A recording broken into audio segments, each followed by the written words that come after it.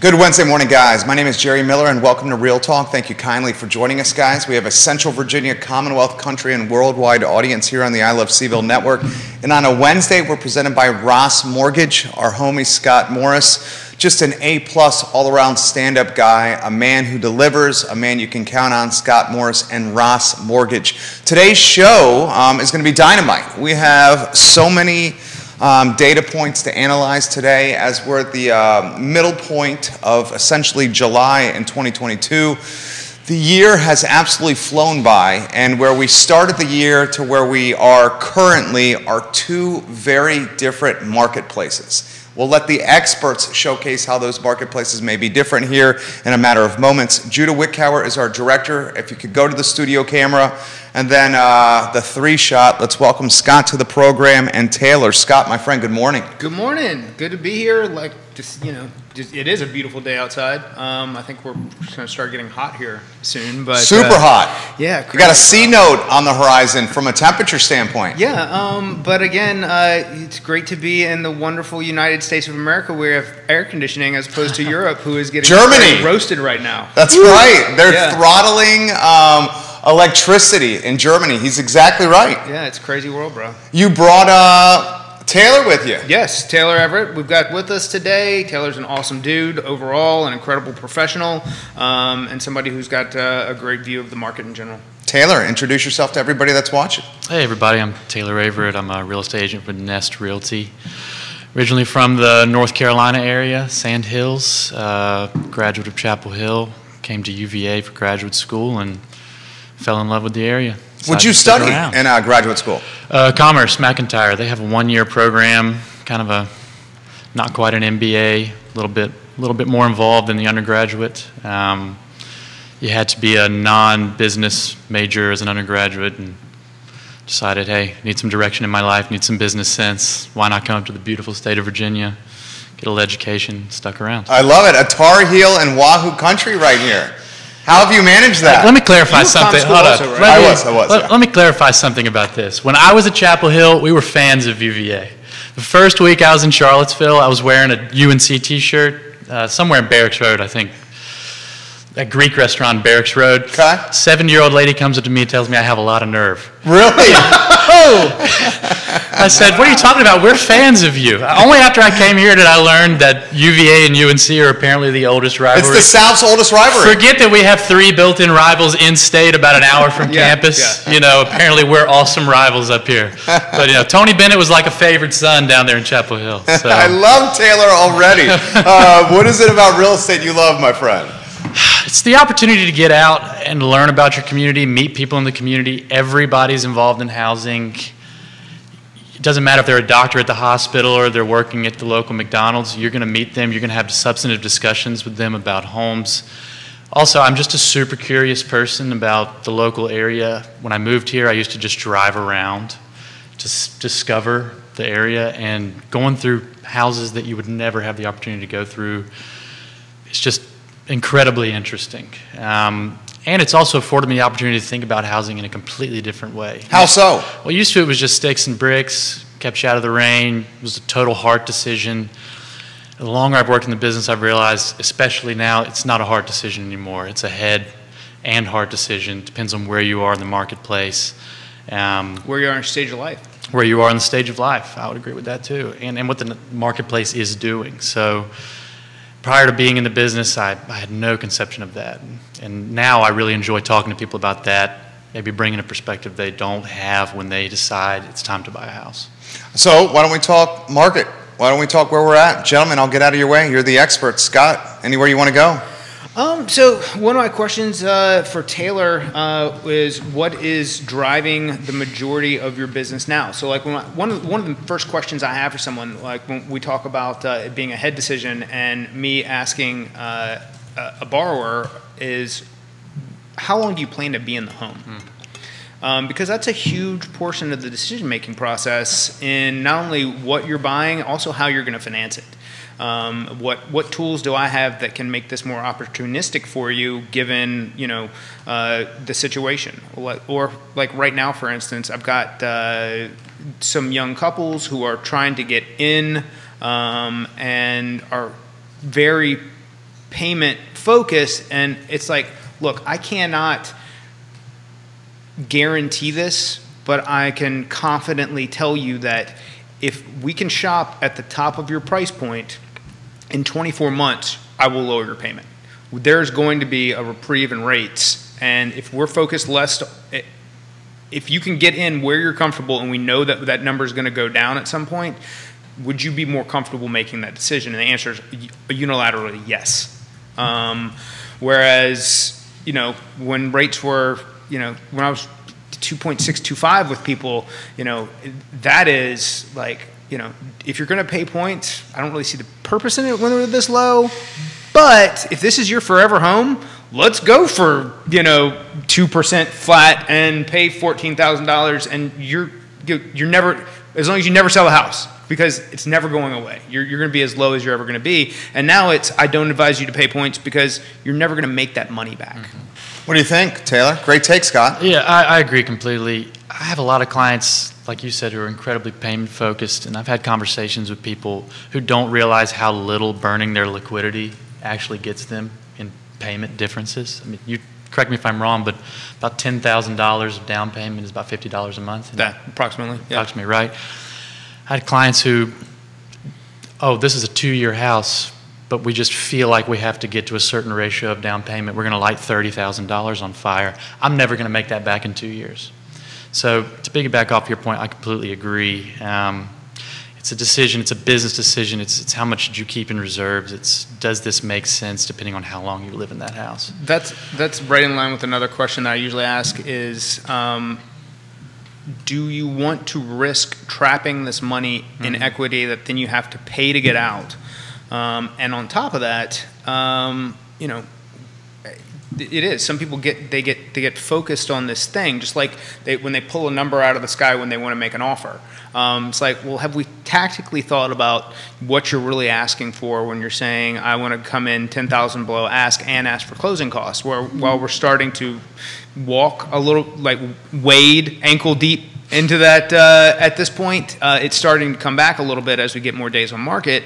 And it's like, well, what you're really asking them for is $20,000, not 10. So, you know, let's think about how we're going about this if you really want to win. If you're just looking for a deal, we'll go out, you know, make 1,000 offers.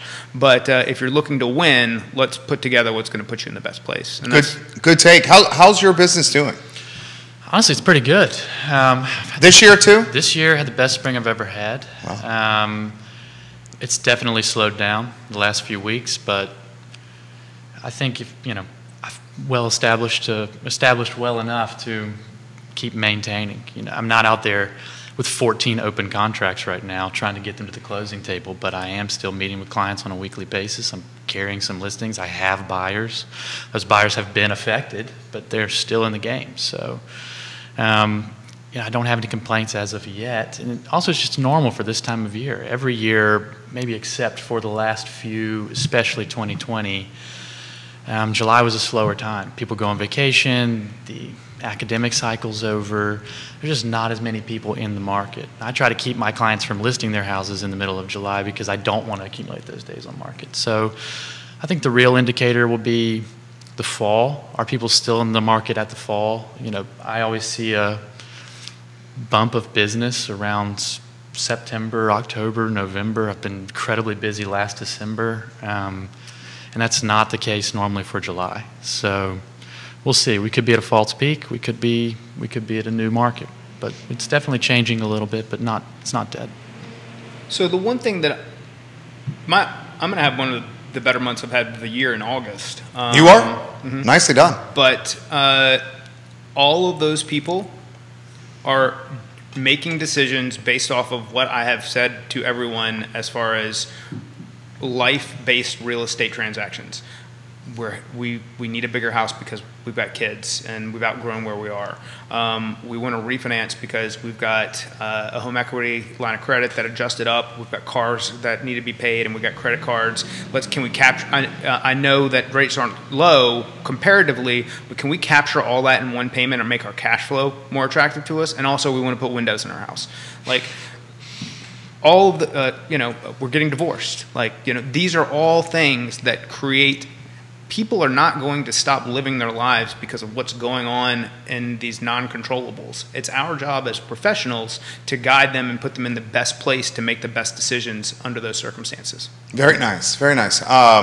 We talk this topic often on the show that this year is perhaps more comparable to 2019 than comparable to 2021 or even 2020 or 2018. 2018, yeah. 2018 was that was the last time rates were 5%, and now we're seeing a little reprieve today like this. And what I've been saying this whole time is we're in this tug of war between inflation and recession, and that's what's driving the bond market at the moment. Do you see the comparison to 18 and 19, maybe specifically with as the inventory's coming on the market, people out of town on the summer? Because you put a house on the market in 2020, 2021. As Jonas Smith said on the show one time, even turkeys can fly in a hurricane. In 2020 and 2021, it didn't take a ton of skill to sell some houses because it was just an anomaly. Your thoughts on this topic? The skill was capturing the business. If you were lucky enough to get the client or skilled enough to get the client, I think that's both represented in the marketplace. As soon as you put it on the MLS, that was the end. 15 offers. It was then how good are you at advising your client? Yeah. Waiving contingencies. There were times when I was working with buyers this year where I had to call them and say, this is actually probably a bad deal for you. It's going to come down to, is this a heart overhead decision for you? And it's not my job to tell you the answer to that, but just know I'm not advising you to take it at this price. You probably should go on to the next house. What's the craziest thing you saw during COVID? Real estate-wise. There was a house in a neighborhood in town that it's an established neighborhood. It's the prices are generally between 5 and 6. This house, I thought, the interior was very nice. The exterior was 4 walls, just a box. I had a client. It was in the mid-5s. I had a client that I was working with who had great purchasing power. They decided, we'll offer $103,000 over asking price. And at that point, I thought I was getting a paycheck because I thought even with the way the market's going now, there's nothing to support any value higher than that. I got a call from the other agent and said, you're at least $50,000 too low. Yeah, you're at least $50,000 too low, and I have 2 people who are just writing carte blanche, like blank checks, who want this house. So I had to call my client and say, hey, do you want to go $155,000 over asking price? You may still lose at that price. At this point, we're 35% of the value of the house over asking price, and they didn't, and I think they made the right call. Yeah, they made the right call. And I had another house that in a suburb of Charlottesville where houses usually sit for quite some time. My clients had an appraisal done prior to listing the house, and they wanted to just list at the appraisal price. In years past, we could have had month on market. I think we had 15 offers in 2 days. Wow. Everything waived. I don't think we took the highest offer because the terms were just better. That one was crazy. Yeah. That one was crazy. I'm blown away by those. And it's not just here. So in Northern Virginia, there's certain neighborhoods certain sections of neighborhoods fall into certain school zones and things, and that's probably the case here when you look at Western versus Albemarle and CHS. But and some of those, I had an agent go into an $800,000 property. They offered $1 million, and the listing agent, while they're in the house, hey, here's what we're going to do. And he's like, we're ratifying right now at greatly over that. During the open house? Not an open house, but during their showing. Okay. Yeah. Wow, that is bananas. So do you guys like working? Well, I'll throw it to you, Taylor. Sure. Do you like working in a market like that? Not particularly. Yeah, no one does. I've asked that of all the agents. They all say no. It depends on what side you're on. If I had 300 people who said, will you list my house today? Yeah, of course. I'm going to make a couple $1 million in a weekend. If you're working with buyers, no.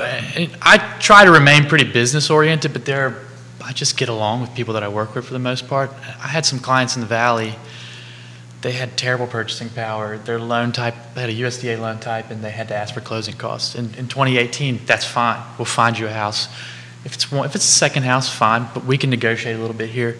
When you're dealing with clients with that purchasing power in this marketplace, especially if you have a genuine connection with them and you like them very much, you're having a difficult decision before you walk through the first house saying, hey, I need you guys to just stay completely unemotional.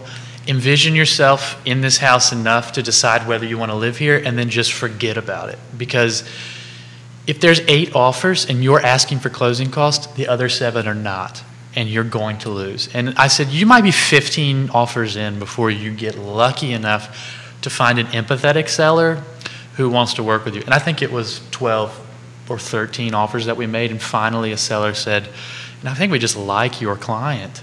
And they wanted to work with my client. But it's difficult on the buy side. Unless you've got cash buyers, you could have a cache of 15 people and you're thinking, God, I'm gonna have to get lucky. It doesn't matter how skilled I am, if someone's willing to be stupid in the marketplace and just offer 40% of the asking price over, you're just not gonna lose. And you're not gonna be a good agent advising your client to do that. It's a real balance of, what's most important, getting them the house or doing a good job sometimes. So from the listings that you have now, are you starting to see less cash? Because I feel like we went through a long period, even with rates low, where there was a ton of cash coming to the table, whether it was because they sold out of Northern Virginia and they're moving down, or whatever, or wherever that money came from. There were more cash offers than I think what the market is accustomed to. In this marketplace, probably. I don't think that's uniform across the country. I was talking with a friend of mine who's buying down in Boone, North Carolina. He said 2/3 of the houses there are second houses. He's a cash buyer. He's making offers on houses. He's coming up against tons of cash because it's a lot of people not buying primary residences.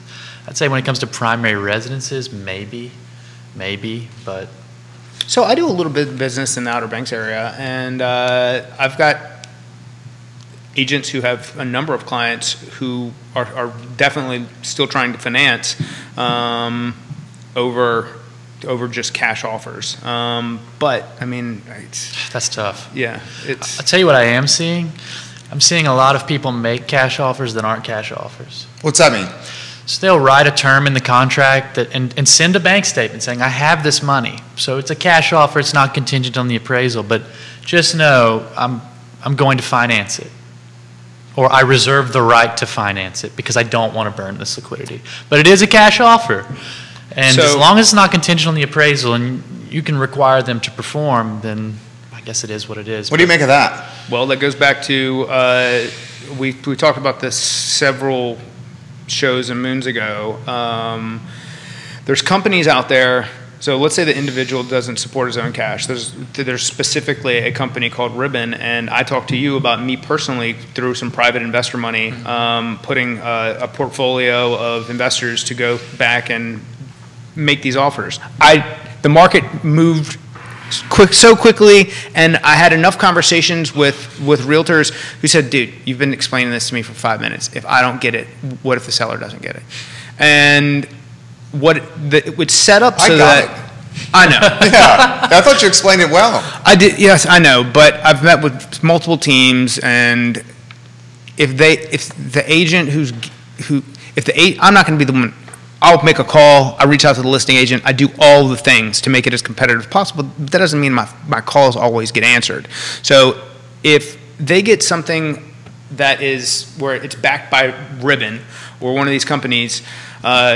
It basically says this is a cash offer. Although the borrower is going to finance, we will close on it, and they pay a 1% fee and to the company once that contract is ratified. So $400,000 house, they're paying $4,000 to this company, and the company's gambling that they never execute the transaction. They make $4,000. Have a nice day, guys, and that's it. So in speaking to some friends of mine, they were like, hell yeah, we want to get in on this. But once you go through and get everything set up, one, is it really advantageous to the client? And two, if the agent doesn't get it, and then, or if the listing agent doesn't get it, how are they going to present to the client when they've got 10 offers that are all, and they're searching for highest and best? That's where the complication comes in my opinion, and that's why I moved away from it. But the market also moved to where if you're getting less offers, it becomes less advantageous anyways. Like, do you even need to does the borrower need to dump another 1% to a company to make this cash offer that they might not even need to win the house? We'll welcome some viewer and listeners to the program. We have questions already coming in. First, Nicholas Erpy, hello, good morning, my friend. Michelle Scheid, welcome to the program. Agents in Short Pump, welcome to the show. We got Crozet, Lynchburg, and Arlington on the heat map, and some folks in North Carolina on the show. Maybe that's Taylor's influence right there. Maybe. So this is from Grayson, who watches in North Downtown, which is interesting. It's one of the questions that you also posed in the email. Jerry, please ask the panel what is driving the market right now. I know what the people like, baby. What's that? I said I know what the people like, baby. I know, he does. He's got his pulse on the beat, guys, on the street. What is moving the market right now? What's driving the market? Thank you, Grayson, for the question. Up or down? That's the question. I mean, the up drivers, limited supply, brain drain from big markets. There was a lot of refinances that were constraining that supply as well. There's no new construction, and so it's pushing people into the resale market. I think driving the market down would be increased costs of money, inflation, uncertainty. I think is a big part of it. Even nothing hard numbers, just that intangible uncertainty. What do you think, Scott? So up or down is a great perspective. I think days on market you're starting to see from they're creeping up there. It's still low. It's still low, yeah. But I think part of it is it's all perception. Higher mortgage rates are part of the situation, but also I think it's sellers who get, and I'll be somewhat mindful of how I say this, who pair themselves with an agent who doesn't do a good job of managing expectations. And while the conversation could be, yes, last year we might have gotten that number, if you want to sell the house and not list the house, this is where we need to be. It's not the COVID market anymore. That's what you're saying. It's not the COVID market anymore. And in order to drive the attention to the property that the seller may get, they may get the number, you can't go in and just stick it to the top of the board and hope for the best. But what is truly driving transactions are the same things that I have said would continue to be and talked about earlier in the show: basic human needs and life decisions. That's what's going to, people aren't going to stop being people. They're not going to stop having babies, they're not going to stop dying, they're not going to stop getting divorced, and they're not going to, but they do have somewhat short-term memories. So I'm starting to see people who got in at 3x%, a year, 2 years ago, who are now going,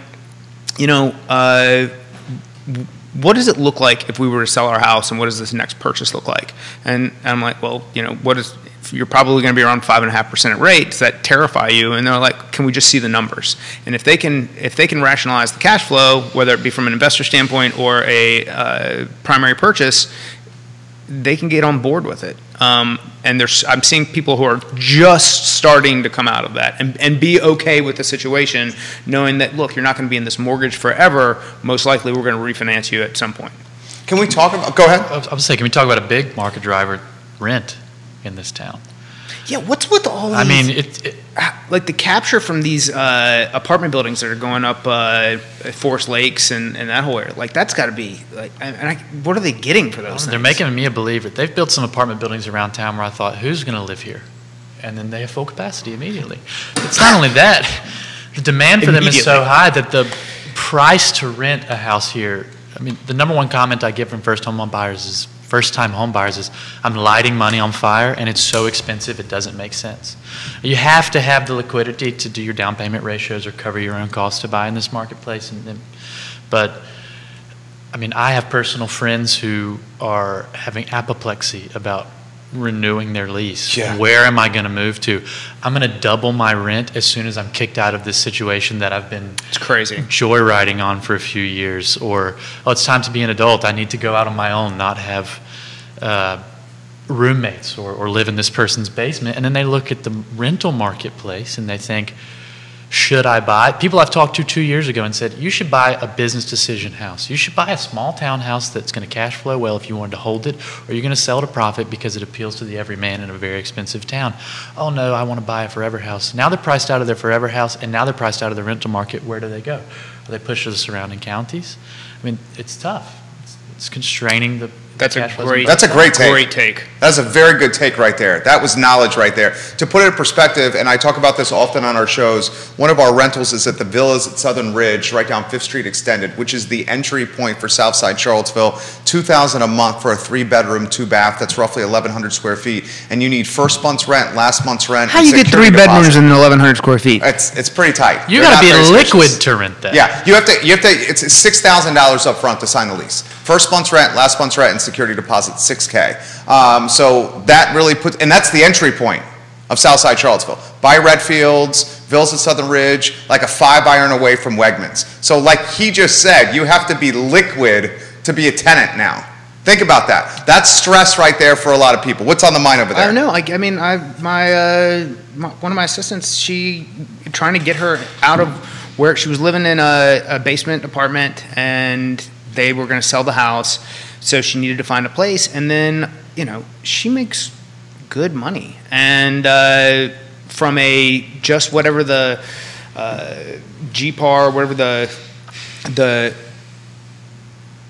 3 times income standard, like she didn't meet that. I'm like, good grief, like what are we doing here? And it's basically like, you go find whoever you're talking to and we'll figure this out. And finally we got her in somewhere. But at the same time, it's like, if people being priced out of renting is like the craziest thing, like conceptually to me. Like and the fact, and like Taylor said, these apartment complexes that are going up, that like how are they going to fill that? And they're filled to capacity immediately. How do you work a service job in this town and live within with the gas prices where they are, and thankfully they've gone down. That's cutting into my drive 25,000 miles a year, my bottom line.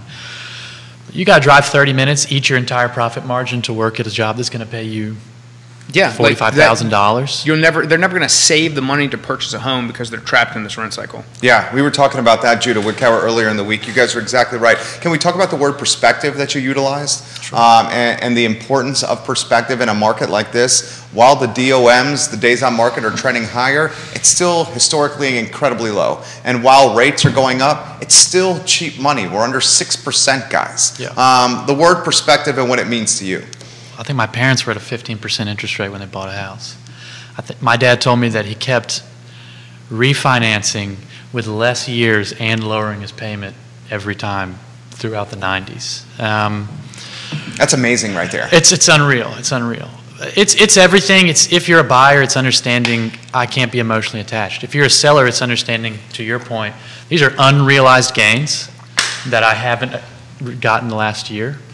Also, or if you're a Bitcoin holder, there are unrealized losses. Just, you know. Bitcoin's at 24. It's flirting with 24 right now, and unrealized gains means what? Pay. It's not actual cash until you sell, is what he's talking about. You might see it on your portfolio online, but it's not in your hand. Yeah, it might be on your Zestimate, but it's not in your bank account. When your wealth manager is telling you how much money you're worth, like That's how much do you think your house appraises for now? It's like $1 million. Right. So you may have $1 million home, but it's not $1 million until you sell. Perspective, right. Taylor, keep going. I mean, here's the thing. All my clients who had a purchasing power of $250,000 when the rate was 2. Now that it's 6, their purchasing power has dropped to 225. Yeah. Okay, we're not looking at different houses though. The houses that were listed at 225 4 months ago were selling at 250. Now they might sell at 225 because there's less people in the marketplace. It's the exact same houses. It's just a little more clear where they are. So the problem with that price point, from what I've seen, is you still have a number of investors who are willing to come in, and then what are we talking about as far as the condition of the property, and as far as actually getting through an appraisal? because the borrower who's coming in at where they're qualified at 225 most likely is going to be government in some way, whether it's FHA, VA, it's going to, and even a conventional appraisal, like I had an agent go, well, I've never heard of this before in a conventional appraisal. I said, well, they do have rules where, like, if you're standing inside of the house and if you look up, you shouldn't be able to see the sky if there's not an actual light there. Like, those are, the house needs to be livable. But that's the sort of stuff that was going on through the COVID phase. Are you seeing, so we talked about this earlier in the week, the investor is now making up roughly 1 in 4 deals nationally in the market. Not sure that metric locally, but nationally the investor is 1 in 4, where previously, pre-COVID, it was 1 in 10. Yeah. So the investor's starting to capture a lot more share of the market, which is causing this inventory pinch, especially for first-time home buyers with limited liquidity. Investors and how you're seeing them influence the market. We had a comment a couple weeks ago on your show, Scott, from one of your peers in the lending business, Michael Buchensky, of how he was talking about how private equity money was coming in and buying a $22 million, essentially a neighborhood in Waynesboro. And he was helping finance that. And he's starting to see the investors really on that side of the mountain because the price points are a little bit lower, but the rents are still going up. That's chomping up the inventory. That's to my point. Like that low price point is where you're still very investor competitive. Because you have margin. And they're not there as much in that $400,000 to $600,000 range. They're just not. But that $400,000 to $600,000 range is still generating cash offers, which is like where, at some point the money spigot runs out. Like we've seen so much cash in the last 24 months, which is kind of crazy. But a lot of it's coming from people transitioning from one area to another with a sold house, and they got to rent back, so they had time to go out and make a decision. But think about how many people did really well during COVID. I mean, the last 2 years have been a pretty significant wealth transfer in the country. Oh. Hey, I mean, is there like an inflation thing that's going on with that? That as well. These people have come in with cash. They've gone out and bought a bunch of Rolexes, and they bought a bunch of houses. Michelle has this for you guys. Thank you for saying this, fellas. Rates are not terrible. The 3% and 2.5% were amazing, but under 6% is not historically high at all. It's all about perspective. This is coming in from Leslie, who is watching in Richmond, and she says, for the panel, do you expect the market to continue to cool with people returning from vacation in the fall, or will we see a pickup in business in the final quarters of the year? Scott, you want to start with that one? Yeah, rates are not historically high, and I think that, and I've continued to say this, I said they would go higher than they were forecast significantly. They did, and I think this really turns into, as mentioned earlier, this balance between what are we really betting against, inflation or recession, and the last few days have been inflation, not recession, and that everything's going to, we're going to get a softer landing. But this is like the third time this year we've heard that.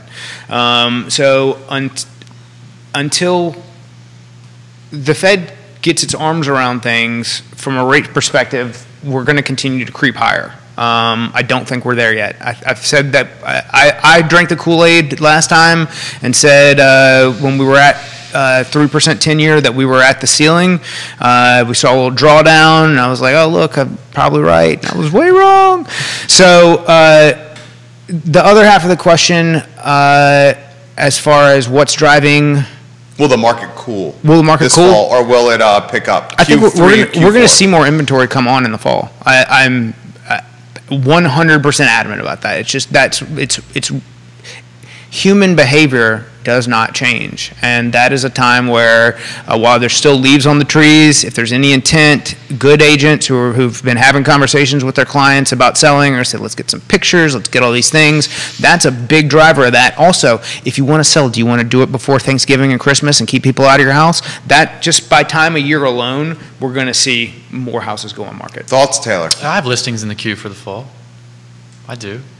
I mean, what is cooling? I mean, we've been the hottest market ever. Is cooling normal again? Yeah, can we compare to like 2019, 2018? Because if we do, we're kind of right. We're right. We're not significantly different. I think you'll see some houses still sell in a weekend with 5 offers. I think you'll see other houses have to take a little longer. You'll see buyers having the power dynamic there. It's case by case. These things aren't created equal.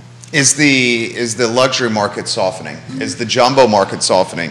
I'm starting to see the, I can talk specifics. You don't necessarily have to talk specifics neighborhood, Taylor. I'm starting to see the Glenmores of the world cool a little bit with inventory. I mean, pre-COVID, this inventory, that's where I live, pre-COVID, the inventory in that particular neighborhood stayed stagnant and was DOMs that were talking like a year plus, 200 days plus. Yeah. During COVID, these homes were moving like just everything else, 24 hours, 36 hours. Now you're starting to look at the MLS and you're starting to see these listings stay on the market a little bit longer. Is luxury cooling? Is jumbo cooling? And what is luxury now? What is luxury price point? That's a good question. I mean, I had a question. pretty extensive conversation with a listing agent in Warrenton yesterday. She's got a house in for sale in North Carolina in a neighborhood that I'm familiar with there, and they got it under contract like during our conversation. I was like, good luck from Scott. And she's kind of your $600 to $1.5 million, like that's her price point. And she's starting to see less cash, but as far as the market softening, she's still very busy. Yeah. Taylor? We might see a cooling by location. I mean, I don't expect North Downtown to cool. How many houses are there? Right. How many people want them? It's kind of like that question that our conversation I have with a borrower. If you like it, if you love it, everybody loves it. So that the house and the neighborhood dependent is going to continue to drive activity. There's just not enough inventory out there for there not to be for certain properties, which is why when having a conversation going, well, what if we were to go a little further out? Or what if we took something off the list that you could add in later? Like those are the conversations that you start having with people to make them more competitive. But to the point of it softening, like neighborhood dependent, I think no. Like from the conversations that I've been having anyways. Your homie Jon Snow giving you some props, and no, it's not Jon Snow from Game of Thrones. It's Scott Morris's friend Jon Snow watching the program. Jon Snow works for me. Yeah, he's giving you some props right now. This question is coming in from Brian. Have contingencies returned? Have home inspections returned?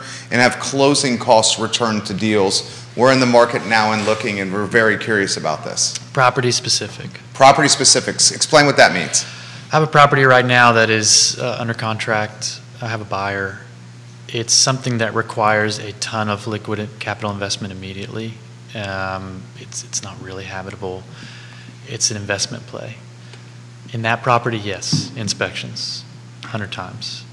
If it's $200,000 in Lake Monticello, you're probably going to get multiple offers there because that just doesn't exist anymore, which hurts my heart and it creates difficulty. But if you have 10 people in a marketplace for one house, you're probably going to see a waived inspection. If you're starting to look in neighborhoods where the supply is increasing or the market segment is decreasing, demand market segment's decreasing, you're starting to see a transition of power, yes. The longer you can, take a look, ask your agent, oh, I'm interested in neighborhood X, Y, and Z. What's the average days on market looking like there? What are the price points looking like there? Do you have an idea of what the demand segment looks like there?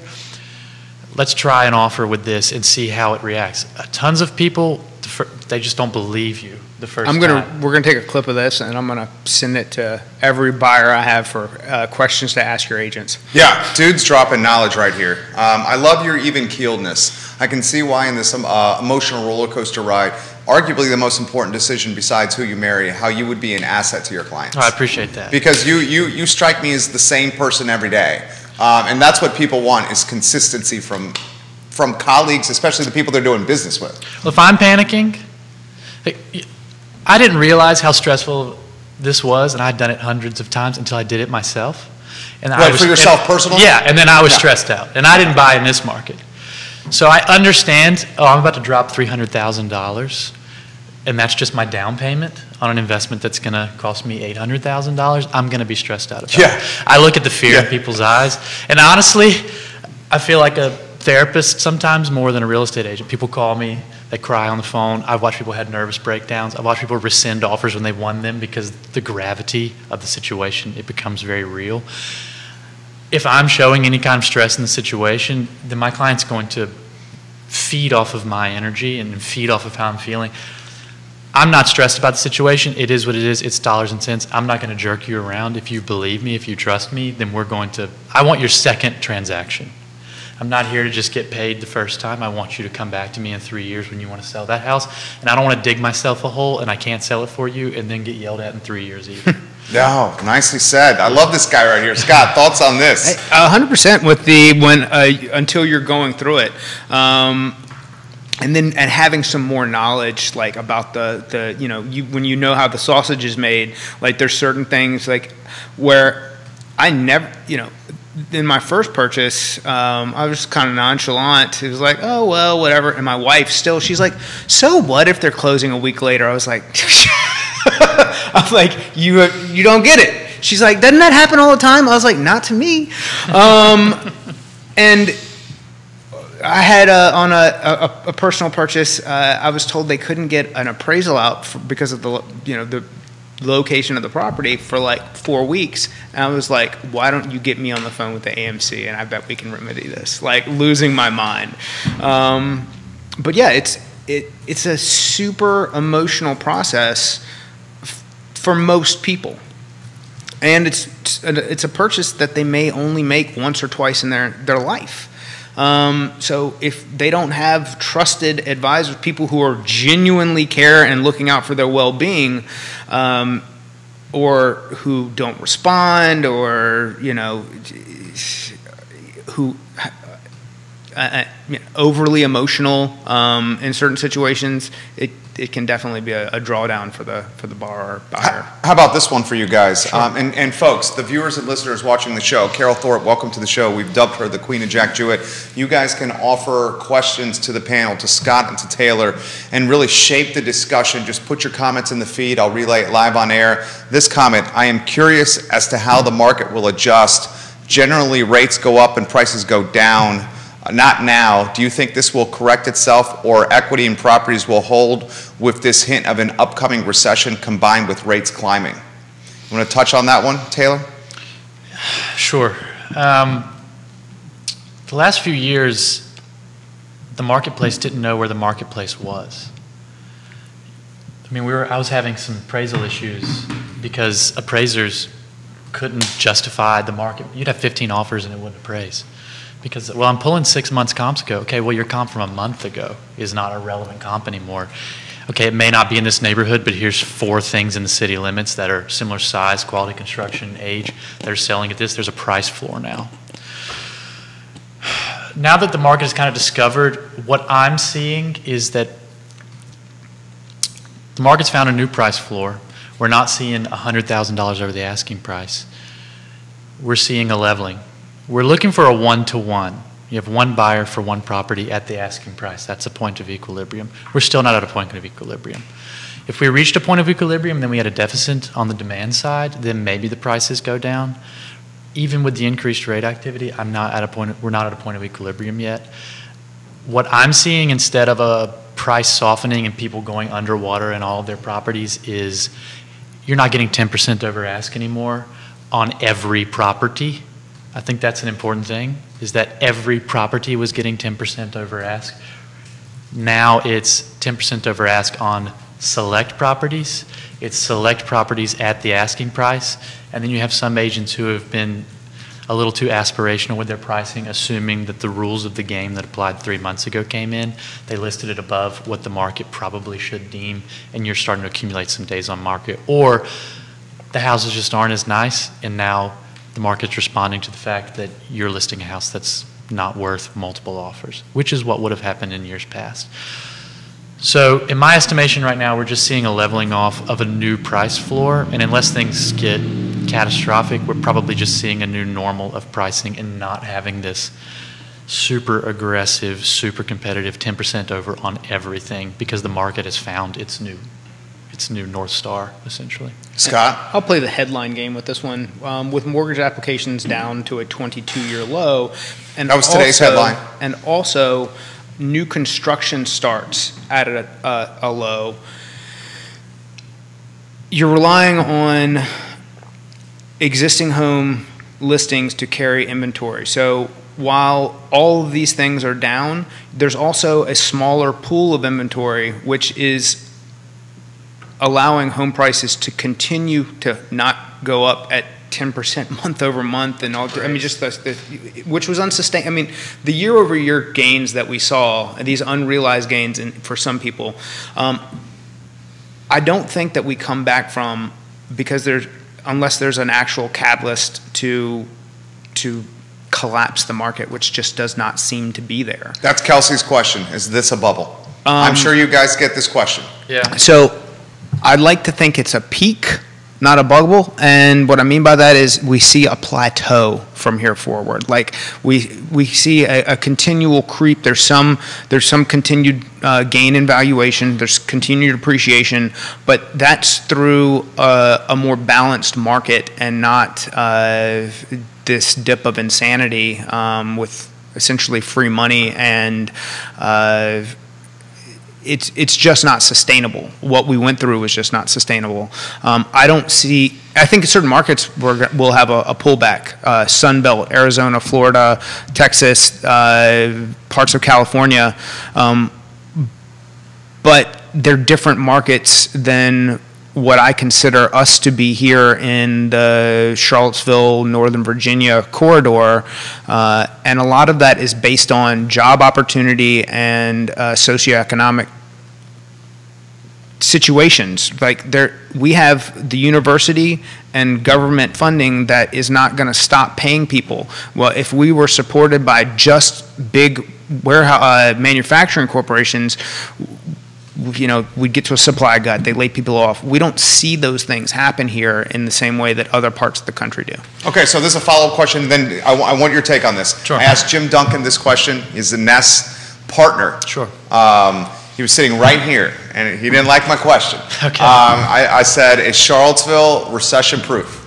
Told me never to ask that question again. So I'll rephrase it. How insulated is the Charlottesville market to recessions? I should have probably asked it that way as opposed to saying, is Charlottesville recession-proof? And then I'll follow that up and throw this to you.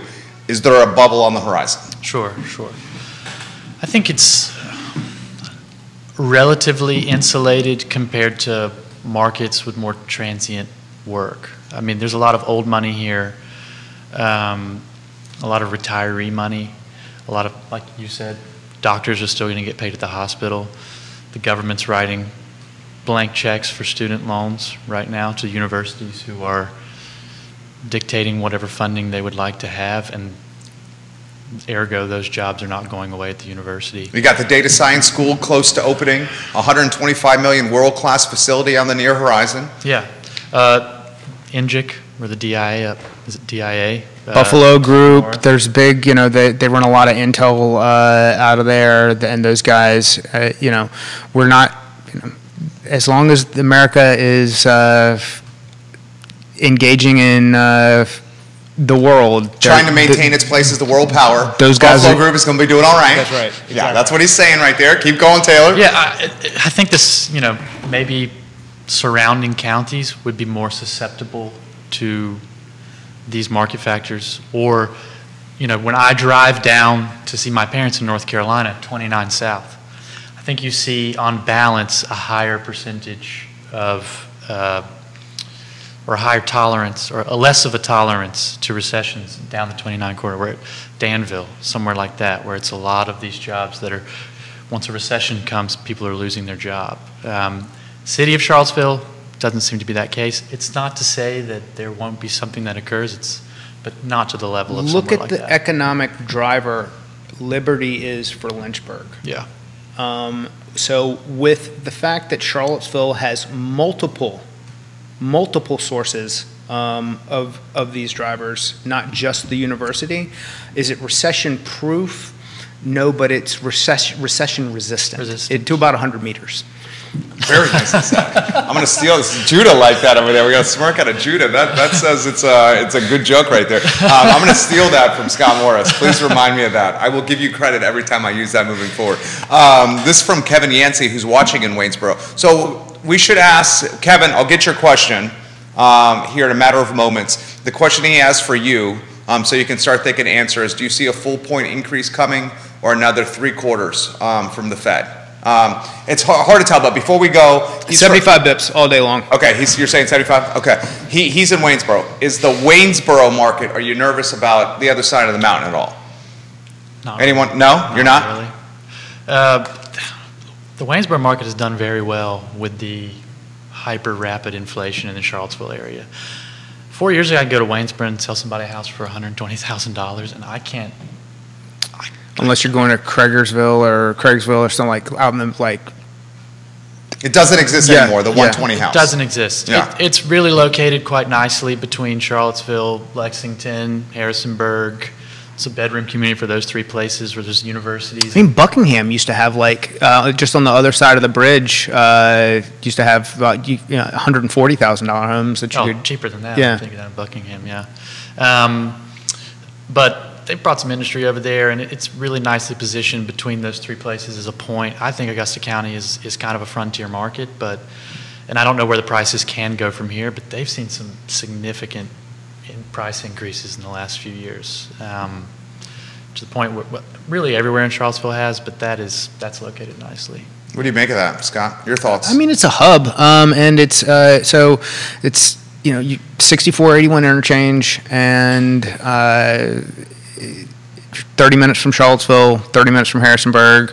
I mean, it's you've got EMU, Eastern Mennonite University. You've got multiple feeders for the community. So it's only a matter of time, and it 20 years ago is when the development really took off there, and we're starting to kind of see that more and more now. And there's more. They're set up for continued growth. Politically also, I think more so than here. And Stanton's like a kitschy. I love Culpeper, but Stanton's not significantly different from like a little downtown area. They got some nice restaurants, cute. Stanton's great. Yeah, it's a cool area. New construction challenges. We talk about this often on the show. 24% the cost of a new home in Albemarle County is red tape. Not bricks, not doors, not stainless steel, not granite, but paperwork is 24% the cost of new construction.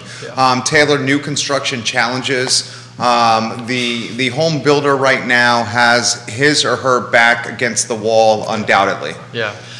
Time, number one, like you said, red tape. I have multiple clients who are seeing 6 to 8 month delays on their homes. And that includes, now you have to extend the lease, add a price premium. There's really no end in sight. These 6 month delays are, in some cases, concrete. In some cases, it's just a number that's being kicked out until we have a more concrete number.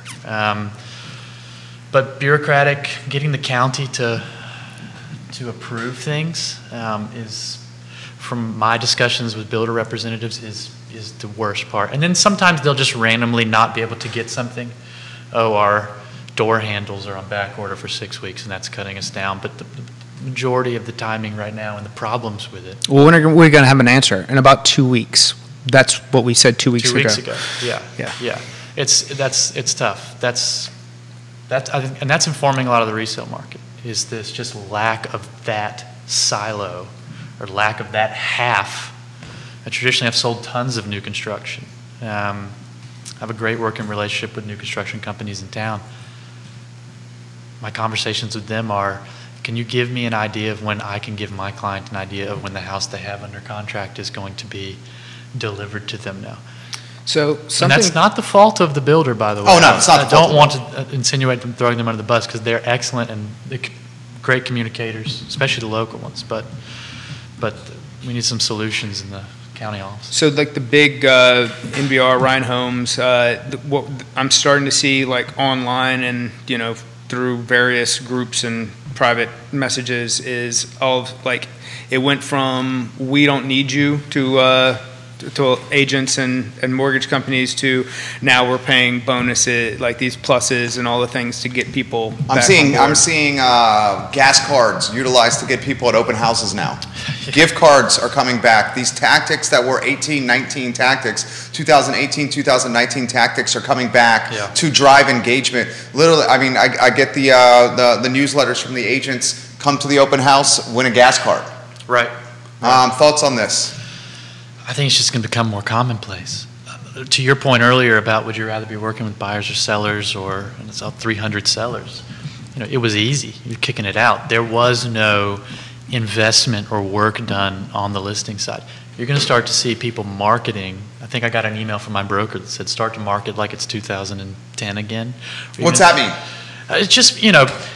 This is Keith Davis? Keith Davis. Yeah. Love you, Keith Davis. Great guy. Yeah. But, you know, when you're in a seller's market like you had, I'm just going to throw it online. It will sell. Now I've got to actually start getting the word out. I got to be a differentiator in the marketplace. I got to be a differentiator in the marketplace. You know, I've got to get eyeballs. My photos have to be better. I've got to have to hold my open houses. I've got to drive people in. I'm going to have to start investing some of the revenue from previous sales into my new listings. My bottom line is going to hurt on that. You're going to start to see agents start to leverage their experience more. You might start to see some agents fall out of the market. I mean, I think, what is the number of agents in this? A little over 1,200. 1,200? Yeah. How many of those people do you actually know the name of? 100 of them? It's Yeah. incredibly normally distributed, right? They normally say 15% of the agents do 90% of the business. Yeah, it's a distribution curve. You're going to lose 5% a year because they're not making enough money to stay in. They're also getting up there in age in the well, car roster. that's also going to happen, yeah. I mean, you are, frankly, you may be one of the youngest ones in car. How old are you? 30. Yeah, you're one of the 30. youngest ones in car. I mean, straight up. Probably, yeah. Which is a shame. It is a shame. It's a shame. It's not just here. No, this is national. It's a national trend. Yeah. The barriers to anyone who's listening who's considering being a real estate agent, don't do it because I don't want you taking my market share. but the barriers to entry are so low in Virginia to becoming a real estate agent. And this is just a statement of fact. It's not anything, not any haughtiness. I'm significantly overqualified for the job. You have to be 18 years old with a high school diploma and take a 60-hour online class. That's it. Now, this dude's got 2 degrees, UNC and UVA. Yeah, how many? Now, you're not going to get a doctor at UVA to probably let you list his house as an 18-year-old with no world experience, but you can get a real estate license and go attach yourself to somebody who knows what they're talking about for a few years in sort of an apprenticeship, run around, do their dirty work. They'll hand off some difficult clients for you. You'll learn your lessons, get your feet in the marketplace, and then you could be making a good living if you know what you're doing by the time you're 25. The barriers to entry are so low. There's no reason why it's not a job for somebody that's 30 years old. Who wants to work? So I had that's a good point too, when they're printing conversation money.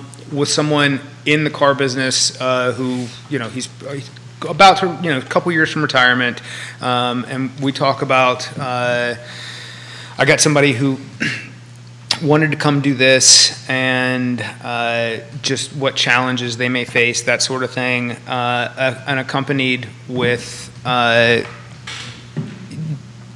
people who, and this is not against, you know, I spent a long time in the car business. This is not against anybody who ends up selling somewhere, but typically that wasn't like their goal as a child. That wasn't their target career path. But you can find a high level of success. I mean, I know a lot of people who work on the sales floor in dealerships in Charlottesville who make between $160,000 and $180,000 a year. That's a real life accomplishable thing. And but the level of effort to get to that point, the barrier of entry is how much are you willing to outwork everyone else, and that's that's real estate in the mortgage world. I had somebody call me today saying she wants to be a mortgage loan originator, and I said, okay, cool.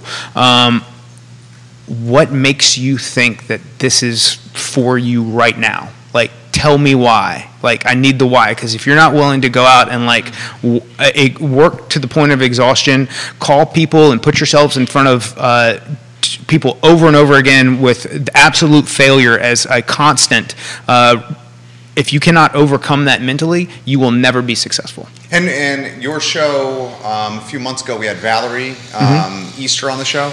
and she talked about, she's an agent as well, her best year where she was making bank. I mean, she straight up said she was making bank in her best year. She said it was one of her least enjoyable years of her life, just because the grind consumed her so much. Of you know, working constantly every weekend. I'm curious of what your schedule looks like as an agent, and I'm also curious of how your book of business or how your business over the course of 5 years has progressed.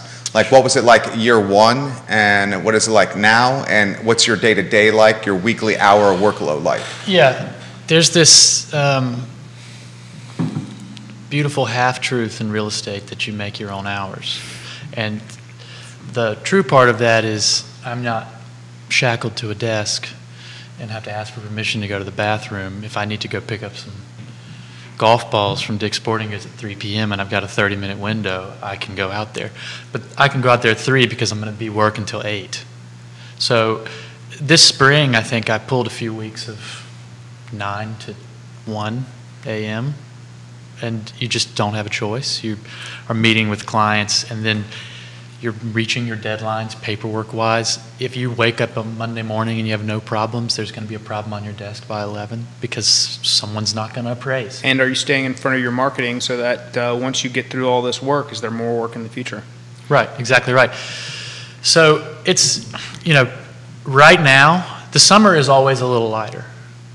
You know, I'm still working all the time. It's a pain point to go out of town. I have to go to a wedding this weekend. And it's so stressful to leave because if something comes up, you have a client who has one house a month coming on, you don't want to be gone when that one house comes on. But, you know, you work a lot. You have to meet the deadlines.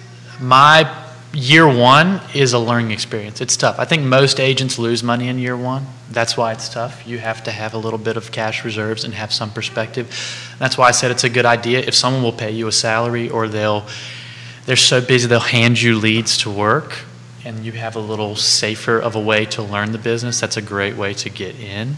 But you know, a lot of the people that were working with year one, borderline qualifying, low budgets, lots of weekend driving, 45 minutes one direction to take a look at something. You know, now if you do right by your clients, they come back to you. Now I have repeat business. I have investor clients who buy multiple things per year. People selling, people buying. You know, lender partners handing off people that they want someone to do a good job with, not just a token, you know, let me just shoot this across the bow so I stay relevant. It may not close. Now people will say, oh, this is my $800,000 client who I need to maintain a good relationship with. I think that you'll do a good job of keeping my reputation good with that client. So, and, you know, about 50% growth year over year in volume and close numbers. So it builds if you do a good job and you keep it in perspective from that tough time at the beginning. What do you think, Scott? All those things. In fact, like from the call from the young lady who said, "Hey, I want to do this," it's like that's like a rehash of this morning. Like, what do you need for your family? What's the number that you have to make? Because I don't think that you're going to hit that in your first year. Just full disclosure, you're going to I take you on from the moment that you're licensed and you do everything I tell you to do, you're probably going to go 3 months before you close your first loan. Mm-hmm. And then you can't go, it's not autopilot, I've got this figured out. Like, are you continuing to create the relationships for that to continue? And what I mean by that is, for somebody starting out on my side of the business, they need to meet at a minimum 150 realtors face to face in their first year. That is to put them in position to succeed. If they're not willing to do that, then they should probably find something else to do. And I don't mean that in a mean way. I mean that in order to create the volume of business to be successful, and you know, you're going to go meet even what we do marketing to our clients. You could meet 10 people and only 3 choose to work with you. And if you've dealt with any kind of lead generation product, you'll get 20 people and close one of them. That is a very real number. And this is the same concept, but with business partners. Like if you're looking for an insurance person or realtor partners, whomever it is, you've got to go see an exhausting amount of human beings in order to find who do you want to work with, who do you trust, who do you like, do they like and trust you, and do they generate a level of business that it makes the relationship work for everybody. And explaining this to someone who's calling me out of the blue, like literally shot me a Facebook message, hey, you got a few minutes for a call? Yeah. And she's like, I want to do this. I'm like, who found you? Right now is probably, I would say, a little bit of a challenging time. Loan Depot just laid off 2,000 employees. Better is out of business. Redfin's laying off employees. Redfin's laying off employees. Sprout. Zillow's laying off employees. Yeah. So my question to you is, how hard do you think you have to work to make this work for you? And if you're willing to do that, then buckle up, let's go. But if there's any sense of hesitancy, this is not the career for you. Well, we have an idea that things shouldn't be hard anymore. The responsibility is... That's we could do a whole... responsibility is meaning and privilege, and you should back yourself. And you have to. You have to take that burden on to be successful. And that's what makes it worth it in the end. Well said. Dude, this guy's made for the talk show. John Blair is watching in Stanton. More questions coming in. Good Lord, we hour and 10 minutes. You guys are crushing it right now. How about this one from Yancey? He says, realtors should not sleep on Augusta County. It's the second largest landmass county in Virginia. And when Augusta County is still going to have land and an opportunity to develop when other counties around here are maxed out. That's a good take right there from Yancey. Katie Pearl is watching. She's a Keller Williams agent. When in real estate, you get to pick which 60 hours a week you work, but you're still working 60 hours a week. I like that, at least. Very well said, Katie Pearl, a talented agent for KW and a mother of 5. Wow. While being a kick-ass agent right there. So what's the luxury market? People are asking us to get back to that topic. This has come up on previous shows. We had an agent sit in Scott's chair 90 days ago, 120 days ago, that said $1 million is no longer the luxury market. That's true. You buy that? I kind of buy that, yeah. Okay, talk to me about that. I mean, there's neighborhoods in town that are just, it's a 5,000 square foot house, but it's on 1/10 of an acre. That's $1 million. And it's nice, but it's 3 years ago, that was $700,000. Very nice homes, incredibly well constructed. But I find that the kinds of homes that are $1 million are sort of the expectation until you have a discussion with your client about what the market actually looks like. Those are the expectation that people think they're going to be buying. People from Northern Virginia come down here and get sticker shock all the time because they think that they're going to sell their townhouse up there and come buy 3 times the house. It's just not happening. But yeah, up in Fontana, they have Evergreen's got some buildings up there. Fontana Pantops? Pantops? Yeah. It's $1 million to get in there. Not in Fontana, the old one, but there's some neighborhoods up behind, a couple, and you're looking at $1 million now, and they're nice homes, but you're not living in a castle. You're not living in Farmington, and you might have 1/10 of an acre. And I would be happy living there. Don't get me wrong, but it's not that exclusivity for that budget anymore. But let's put it in perspective here. There's townhouses that are $600,000 in town. I mean, the C&O row houses are $1.2 million plus. Two. Best views in town, though. I will say the best views in town. The C&O row houses between Beer Run and Market Street. Yeah. That strip of, I guess, are they called brownstone? Would you call them a brownstone, a row house? That's what they're going for. Yeah, $1.2 million entry, 4 levels, rooftop decks, sweet views of Carter's Mountain, walking distance everywhere. They are awesome. They're massive, and they're relatively newish. They're probably 3 years old in some cases. Yeah. They have an elevator, and the views are panoramic. You can see Pantops like you've never seen it before. But you've seen them nighttime? I've been in, yeah. But we're talking. I think one of them traded at $2 million this year. Yeah. And it's on the railroad tracks. Right. Directly across from them. And just like that, there's a condo building across the street from them, also on the railroad tracks. I'm too much of a redneck to You like your farmette. Yeah. He likes his chickens. He likes his chickens and his roosters and his animals. And I'll tell you what, if you follow Scott Morris on Facebook, you'll see the most adorable photos of his children interacting on the farm. I mean, you're giving him a phenomenal life, your family, with that farmette. I mean, $2 million for guys, an attached piece of property. Now, granted, the location is phenomenal. The finishes are phenomenal. The houses are, the row houses are amazing. Great builder too, Evergreen. Yeah. Shout out. Yeah. $2 million. So luxury is I'm not. I can't answer that question. $1.4 million. Depends on where you are, as well. That's true. And what's your idea of luxury? Like, I don't know. I don't know. I think that's a question more for Taylor than Scott. It's highly subjective. Yeah. But I think people, when they think of $1 million, they're thinking of, and I'm not saying rightly, but they may be thinking of living in Ivy, and that's just not the case. So I will say this. So there's a house in Culpeper that recently traded that we considered buying 7 years ago. It's a luxury property. It was $1 million at the time, and it just sold for 2.2. Dang, nice appreciation. Nice appreciation. 2x plus in 7 years? Yeah. Damn. And so I guess when you look at those things, but even then, again, at the time, I was like, I don't know that this is.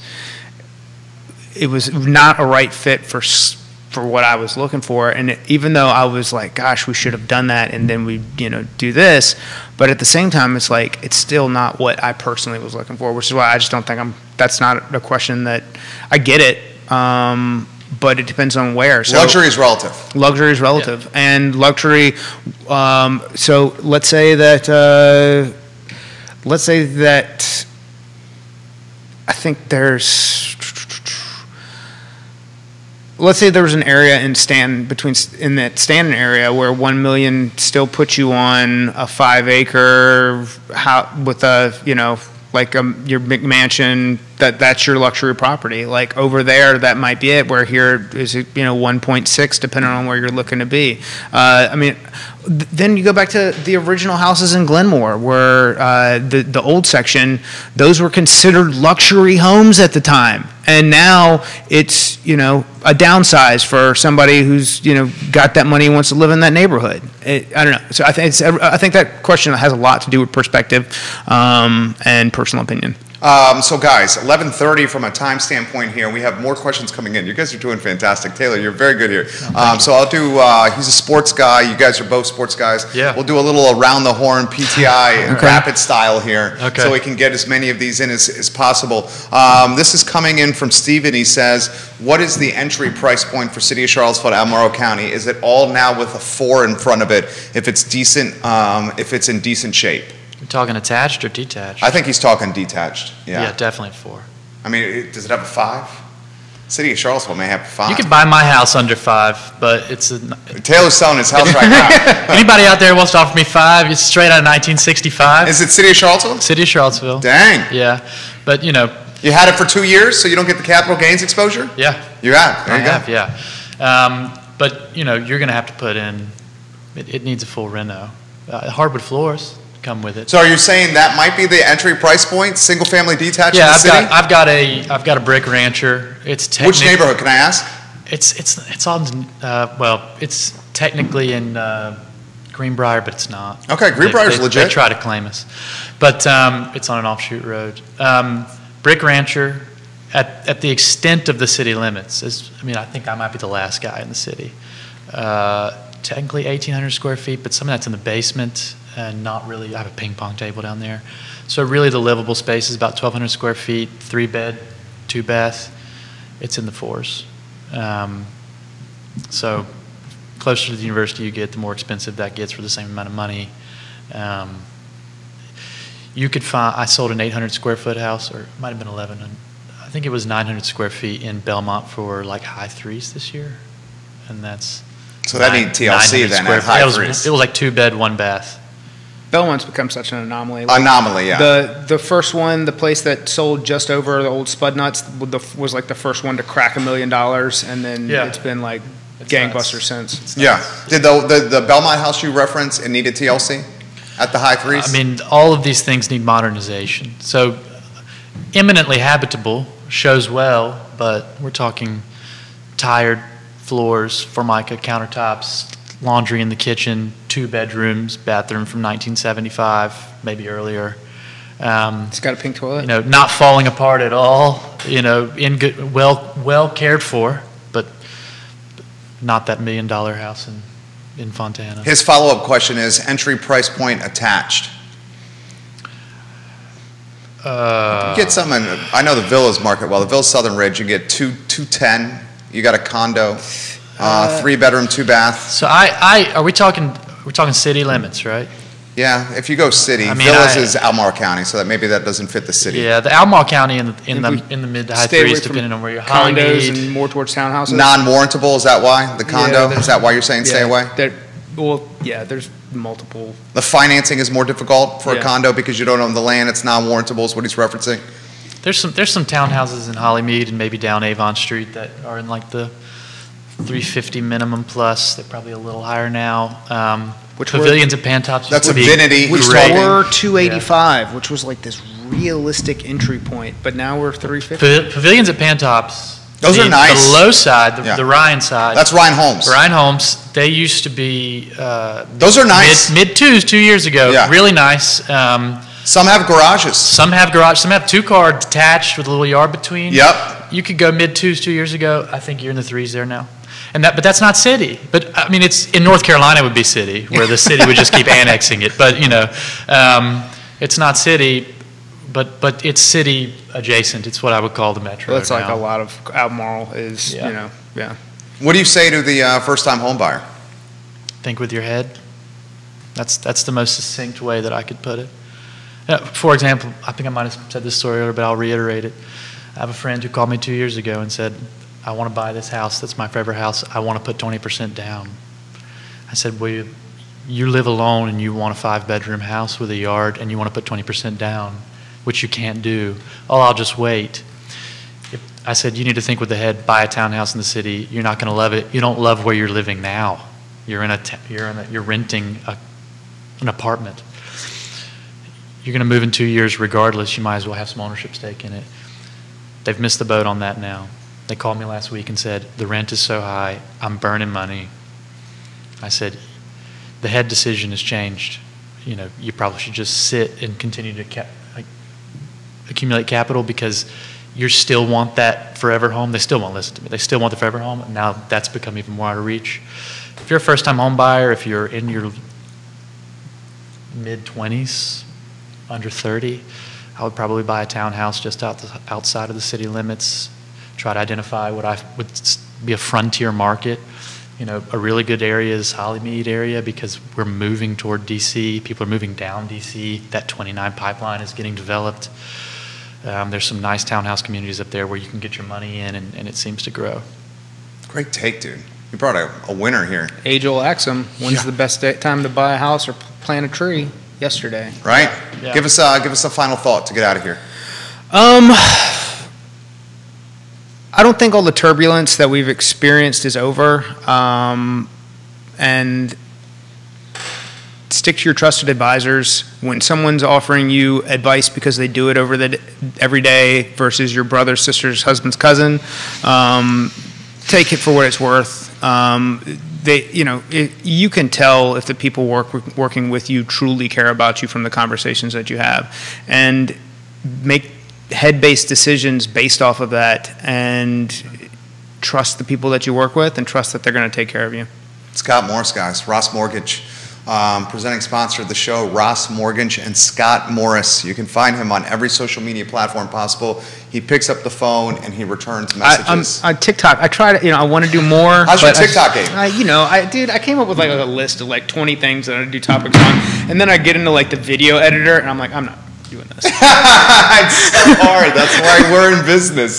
The advertising agency, we do it for them. It's so hard. Creating content is not easy. Closing thoughts, Taylor, for everybody watching the show. Scrutinize your trusted advisors. 1,400 real estate agents in Charlottesville. Vet them. Vet your lender. Ask the difficult questions. Make sure they're creating value for you. Think with your head over your heart if you're a first-time home buyer. Determine where you are in the marketplace and what you're looking at is in the marketplace, and make your decision on those bases. I love it. I hope you come back. It was great. I'd love to come back. Yeah, you were excellent. Yeah, thank you. And thank you for this. Thank you. Yeah, Scott put the round table together. Scott Morris, Ross Mortgage guys. Taylor crushed it. Judah Wickhauer is our director. This is Real Talk with Keith Smith. You can find all the shows archived online at realtalkwithkeithsmith.com. The I Love CVille show is up in 54 minutes, and at 12:30 we're going to showcase the Greenberry's Coffee Company evolution from a storefront in Barracks Road to a global brand with locations in Saudi Arabia, Japan, and coming to Europe. So we'll kind of do the flip book of this Charlottesville-based brand, the longest running coffee distiller in Charlottesville history, today at 12:30 with the CEO, Sean Simmons, the founder of the company. Judah, thank you. Guys, we'll catch up with you in 54 minutes. Take care. Excellent work, dude. Thank you. Crushed it. Thank you. We're going to get a quick photo of you. Sure. Taylor.